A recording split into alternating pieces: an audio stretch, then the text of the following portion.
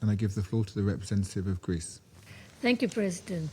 I would like to thank Under-Secretary General Rosemary DiCarlo for her thorough briefing, as well as civil society representatives Hiba Kassas and Nadav Tamir for their insightful remarks. Excellencies, dear colleagues, we meet today at a critical juncture where a fragile peace provides the foundation upon which lasting relief and reconstruction can be built.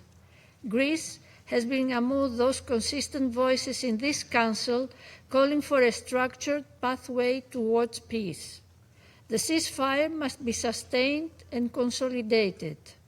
Governance arrangements must be legitimate and durable. Reconstruction must be comprehensive and well coordinated.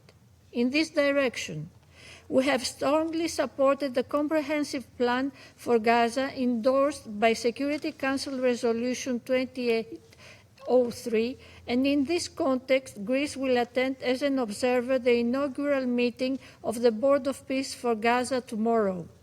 We have also welcomed the nomination of a Palestinian National Committee for the administration of Gaza with the support of the Presidency of the Palestinian Authority.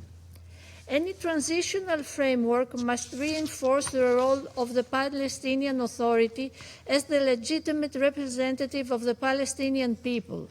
The full disarmament of Hamas and of all other armed groups must be addressed urgently and effectively. Durable peace requires Israel's long-term security and the full protection of Israeli citizens, as well as the tackling of hate speech and anti-Semitic rhetoric.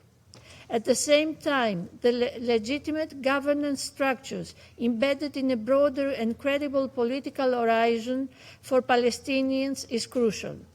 Authorizing the International Stabilization Force and defining its mandate and the operational modalities is another milestone towards achieving peace and building the day after in Gaza.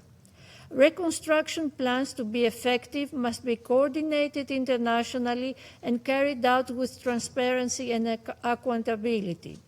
The central role of the Palestinian National Committee, the Palestinian Authority, and key regional partners is crucial in this regard. At the same time, the humanitarian aspect should be at the forefront of a credible political process. While we acknowledge improvements on the humanitarian front, including the partial reopening of the Rafah crossing, significant challenges still persist. The toll of the conflict remains high, having left hospitals and infrastructure severely damaged and widespread deprivation.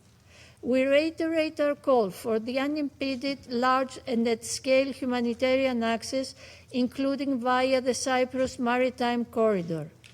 Greece is ready to contribute in humanitarian and early recovery initiatives, namely in those that can have an immediate positive impact on the ground, such as rubble removal and housing, aiming to actively ameliorate the living conditions of the population.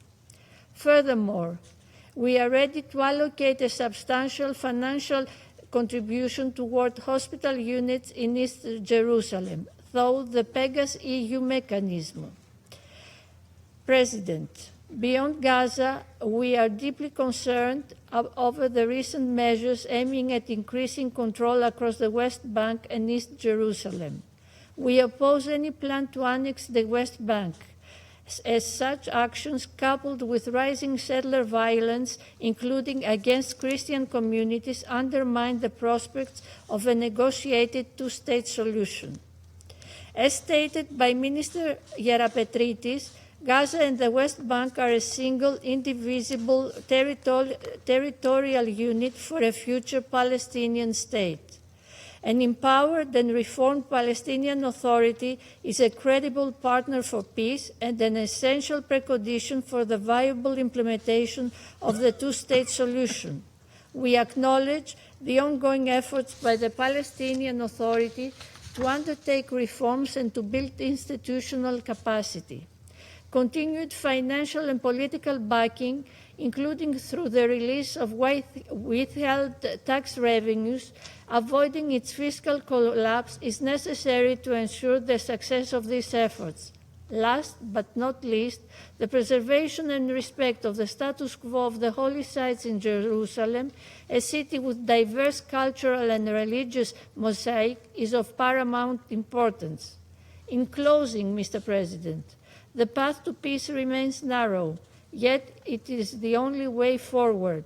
Greece is committed to working with all members of this Council, with the United Nations, and with regional partners to turn commitments into action, so that peace becomes a reality.